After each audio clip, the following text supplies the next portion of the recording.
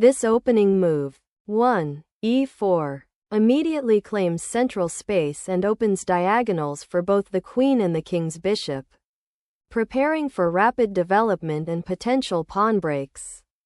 This classic response, 1, e5, mirrors white's central pawn advance, immediately contesting the crucial e4 square and opening diagonals for both the queen and bishop. This move develops a knight towards the center, attacking black's central pawn and preparing to castle kingside, a fundamental principle of opening play. This move develops a piece, controls the central d4 square, and prepares for further development, forming the basis of many common openings like the Italian game or Ruy Lopez. This move, known as the Ruy Lopez or Spanish opening, aims to put pressure on black's knight on c6, which defends the e5 pawn, potentially leading to structural imbalances or tactical opportunities later. This move, nd4, challenges white's bishop and aims to disrupt white's development, but it prematurely moves the knight, potentially creating weaknesses if not handled precisely. White exchanges the knight to eliminate black's active knight and gain central control, simplifying the position and preparing for further development. This capture opens the e-file for white's rook and creates an isolated d-pawn for black, potentially weakening its central control and requiring careful defensive play. Castling here safely tucks the king away from any immediate central threats, solidifying the pawn structure and preparing to connect the rooks for future activity.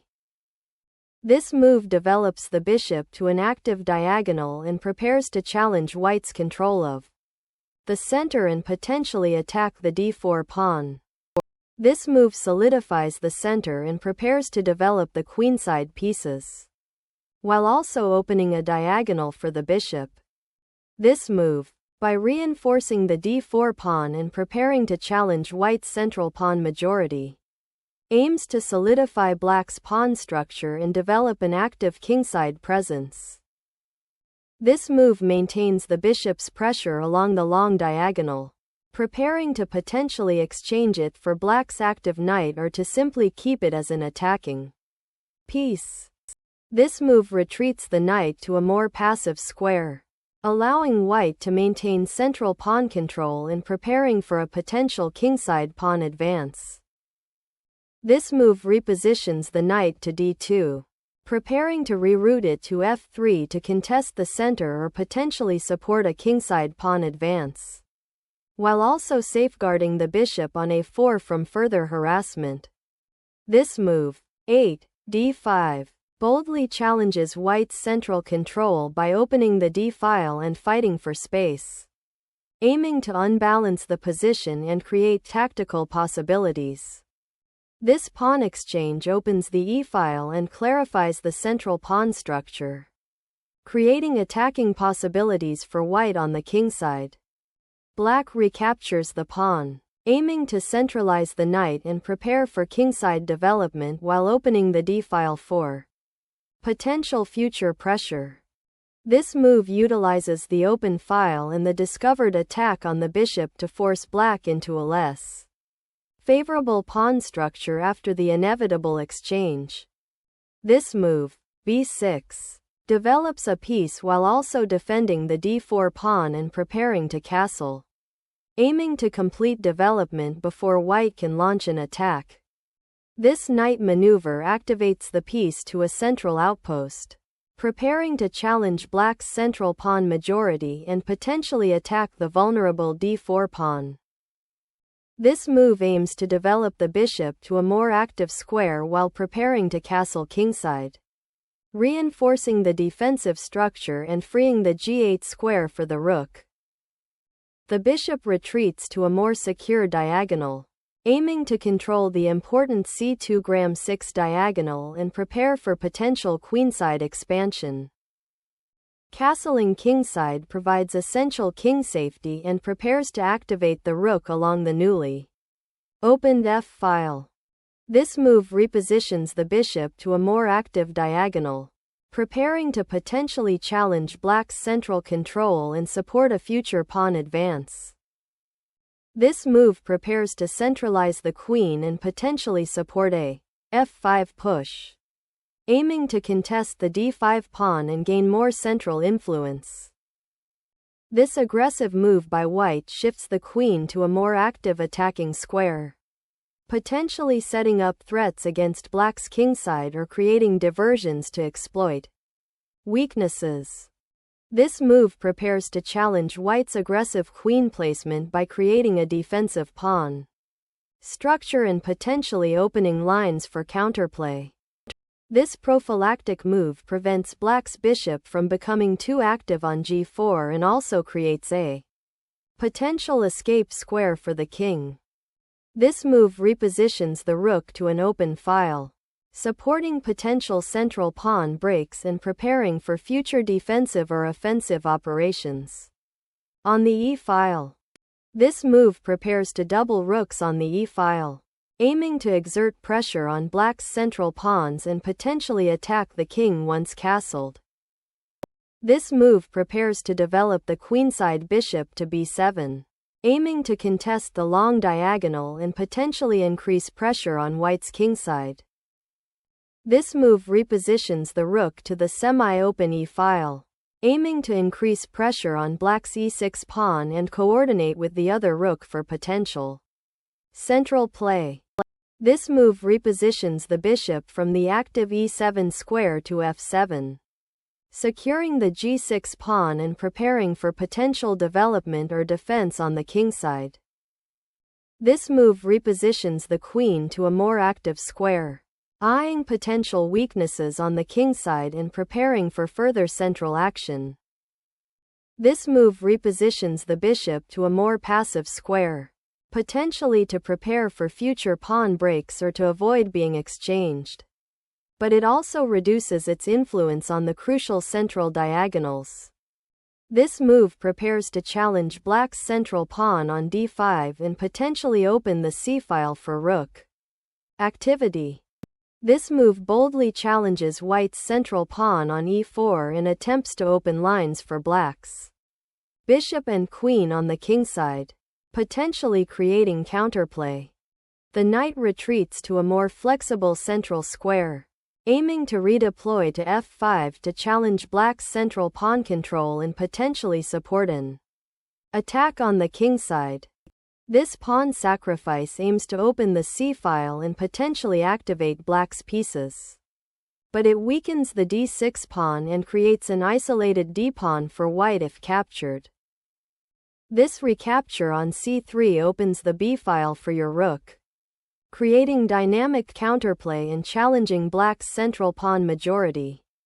This move prepares to challenge the center and potentially open lines for black's pieces, but weakens the kingside dark squares.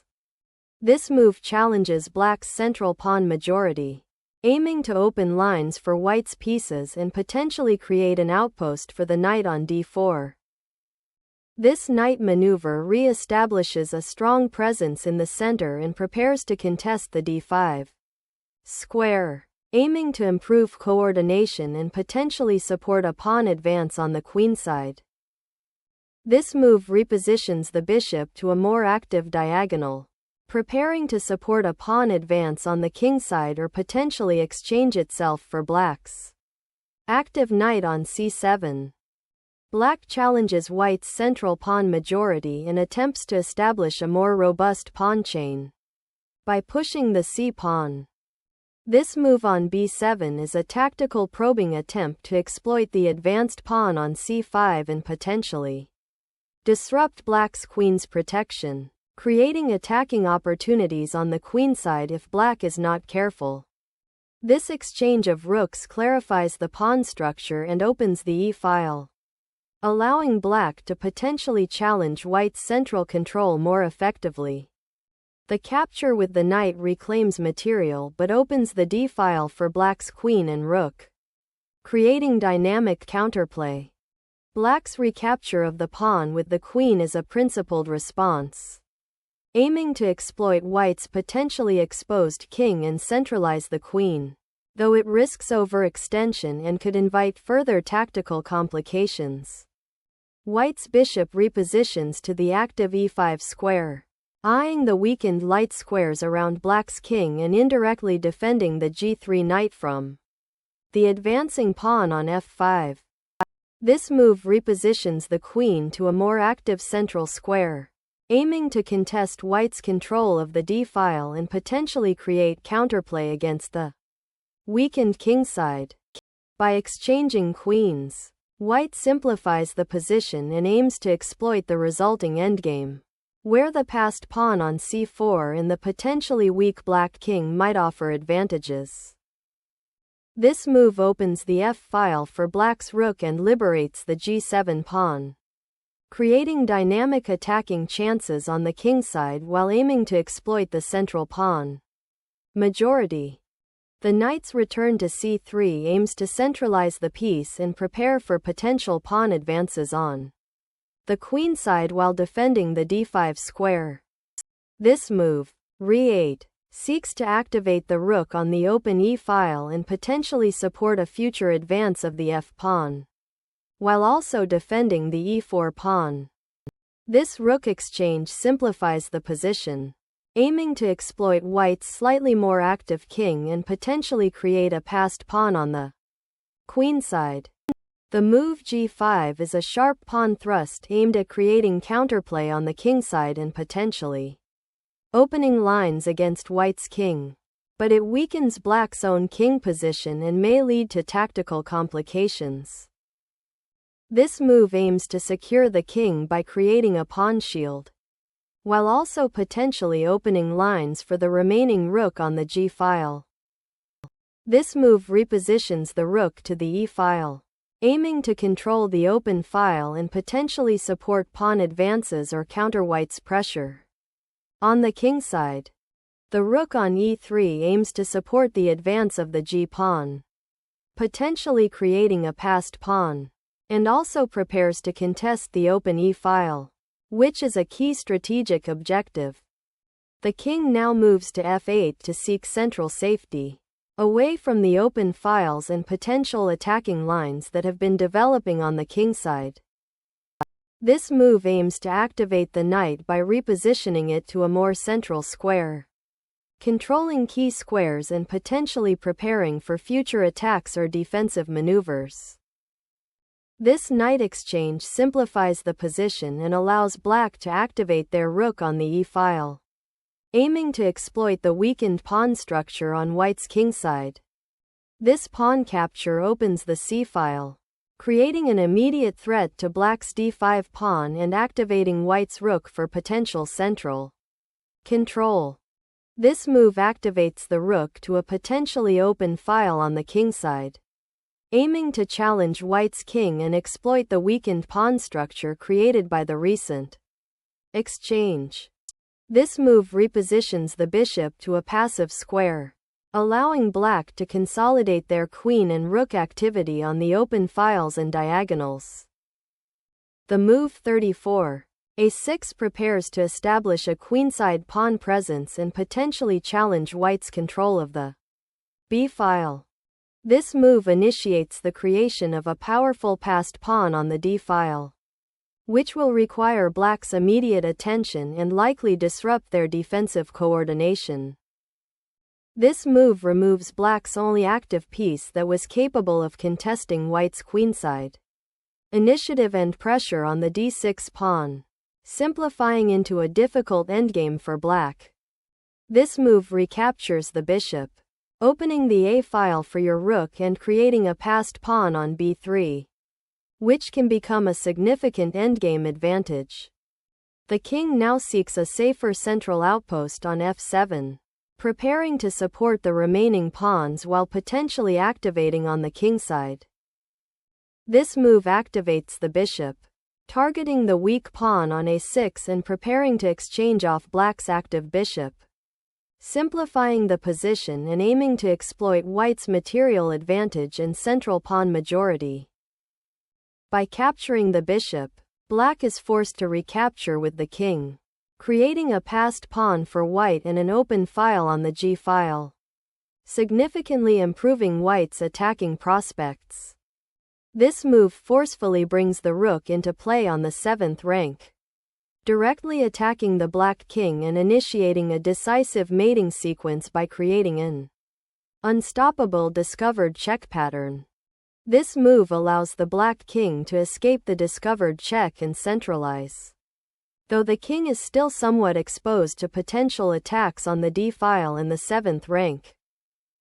This pawn capture is critical, as it forces the black king onto the exposed diagonal and creates a passed pawn that will demand considerable attention from black's remaining forces. The rook on c6 aims to contest the open c-file, a crucial strategic goal to prevent white from creating further advantages with their passed d-pawn and bishop pair. This capture on h7 is a decisive material gain, exploiting the king's exposed position and the lack of defensive cover, leading to a winning endgame advantage. The king's journey to the center of the board is often a strategic goal in the endgame, aiming to participate more actively in the game. This pawn push initiates a decisive attack on black's rook, forcing it to move and allowing white's king to advance aggressively into the endgame.